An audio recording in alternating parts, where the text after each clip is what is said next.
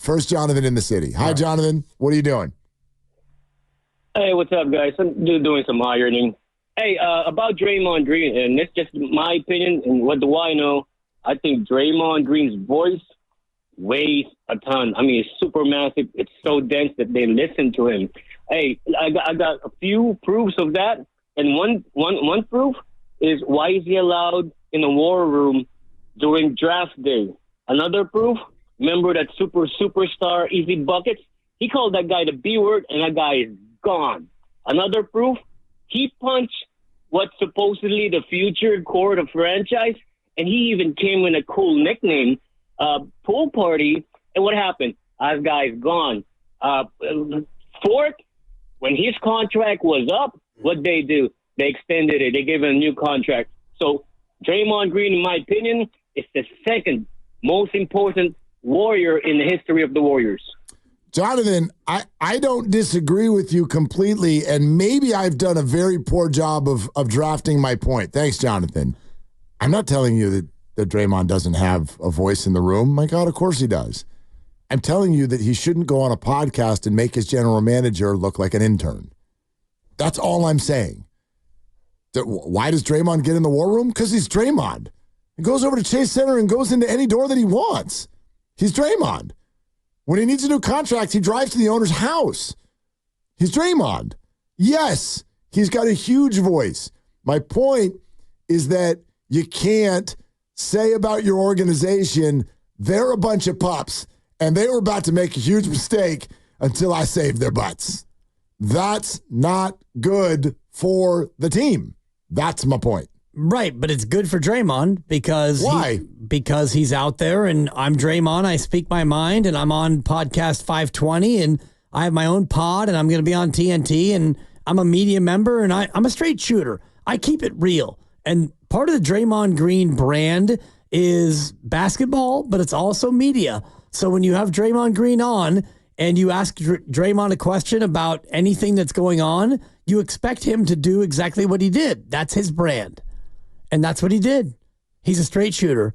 I'm going to tell you exactly how it went. I mean, we were this close to making a deal, and then we decided that it was a bad deal for the future. I don't know that he is. Okay, Draymond's a straight shooter. Like, Draymond is willing to discuss anything. Right. I don't think everybody thinks that Draymond is a straight shooter. I think that some think he's an embellisher. Has he ever given a cliched or like a half-hearted response? Every response he gives is basically what he thinks is his mind. He's going to tell you exactly how he feels.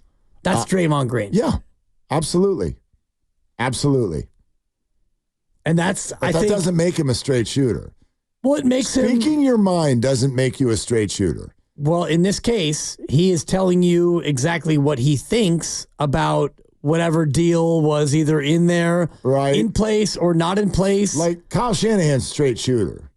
He's a very straight shooter. Because he will look a player in the eye. You know, Jimmy Ward. Remember that conversation that he talked about with Jimmy Ward? Jimmy's like, why are you putting me at this position? I don't want to be at this position. And Kyle goes, so you don't want to start? All right. That's a straight shooter. That's someone who will be honest with other people about the situation that they are facing and be willing to tell someone what they don't want to hear. Now, I'm not saying that Draymond's not a straight shooter. I'm questioning whether or not we can fully say that, because a lot of what we're talking about here can't really necessarily be confirmed. To me, the packaging of what he just said here is a net negative for the team, because whether Draymond meant to do this or not, he very much made it sound like the team was about to make a huge mistake and I stopped them. Again, that's what, to me, you can disagree, but no, I agree. This one, I know some disagree though, but like this, okay. Play it again. That's what this sounds like to me. We was just about to make some trades last week, and I told them straight up, like, yo, that trade helped me. Like, it'll help me right now in my career these last couple years and stuff. But I've always spoke to y'all from a place of what's best for this organization. I won't stop now. Yeah. That's a bad trade. Like, don't do that trade. Like, I disagree with it, although it's going to help me right now. I get what Draymond was trying. I actually do. I think I get what Draymond was trying to do, and it's actually a valid sort of subject matter because many are worried. This is almost like Farhan's ID right now. Many are worried that Farhan's going to try to save his own butt, not do the right thing for the organization because what's right for Farhan? Bye. See if we can go on a miracle run. It's the only way I'm going to keep my job or whatever, right? Same thing with Steph and Dre. Like Steiny, I feel like, has been trying to die on this hill for about 3 months. Don't let Steph and Dre determine your future. Don't give up the future of your organization for this season just because of Steph and Dre. This is a subject matter. And I think what Draymond was trying to say is, I care enough about this organization that I wouldn't do that. I'm not in the other room screaming and yelling about, like, make that marketing trade right now. Paul George, do it. Do it. The only thing that matters is me and Steph. His point is, no, that's not what we're doing. I care about this group. I care about these people. I care about this organization. But tucked into that, I feel he made it sound like his general manager doesn't know what he's doing. That's what I feel. That's what it sounded like to me. General manager about to mess up, and I stopped him. Right. And he doesn't care enough. What I hear is that Draymond Green doesn't have enough care because I do think that he understands the power of his words and he understands the power of his message and the fact that if he goes on that podcast and says what he says, it's going to get picked up and it's going to be a thing. And I don't think he gives an F about anything. I do think that he understands. He does. Well, then you wouldn't say it. If you really cared about Mike Dunleavy, then you wouldn't say what you said because whatever he said, I take him at his word that it's truth, whether or not he was the one who went in there and killed the deal or not. He definitely weighed in on what he thought was the right thing to do. But when you say what you said on a podcast and you have people like you and I going on and talking about it, it takes on more of a life of its own. And I do think that he knows that. And if he honestly thought about it from a standpoint of how would this affect Mike Dunleavy? How would this affect the front office? I mean, if he really thought about it, and I think he does, if he really cared about it, I don't think he does, you wouldn't say it. Because I can say whatever I want right now about you, Mark, Lucas, the show, the station. I can do whatever I want on this microphone. And if Grandy doesn't dump it, it gets heard, and there are consequences.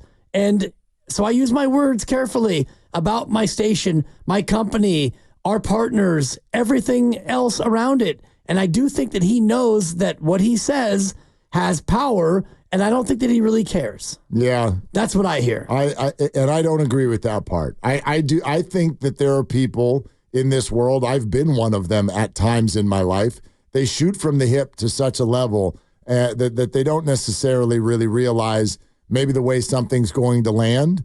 And I realize that there are plenty of people listening to this that are like, that's not how it landed for me. Well, that's how it landed for me. And does Draymond care about that? No, nor should he. I don't think he cares how it landed for you and me. I think he does care, though, about how it lands for Mike Dunleavy. Like, that's the one thing that maybe is at the core of sort of how we all feel about Draymond. I don't think Draymond, just because he's emotional, controversial, whatever word you want to use, that means he doesn't give a rip about anybody but himself. I don't think that about him. I think that there is collateral damage sometimes because of who he is and how he conducts himself. That is fair. I think that he realizes that, but I don't think he's someone who's just out in the world. I'm careless, and I'm going to say it because I don't give a rip. He's not careless. I don't care about the Warriors. I don't care about Mike Dunleavy. I don't care about Joe Lacob. Like, that's not. He's not careless. He's measured, and he is a media savant, and he's a member of the new media. And I think that he has a great understanding of what the media is and what the power of his words are. And as a result, I don't think you can say what you say on this podcast and, pretend that you're not going to have that be heard by Mike Dunleavy or be played by us and other stations. I think he knows fully well what happens when he speaks.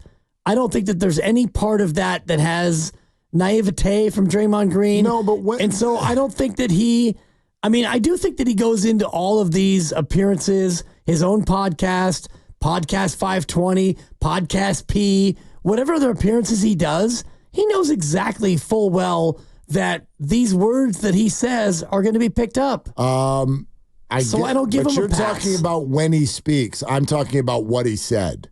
I'm talking about both. I think he knows when he speaks and what he says. I know that there's gravity to it. I think that, he might be, if he were in this room right now, he'd be like, that's not what I said. And I'd be like, well, that's how it landed to me. And I can see all over the place, there's plenty of people that felt like it landed a different way for them. And that's fine. There are some who agree with me. There's some that are not. That's how it landed for me. If I were the general manager of the Golden State Warriors, this would have made me mad. And I'd have called him and I'd have said, hey, can we present that in a little bit of a different way next time?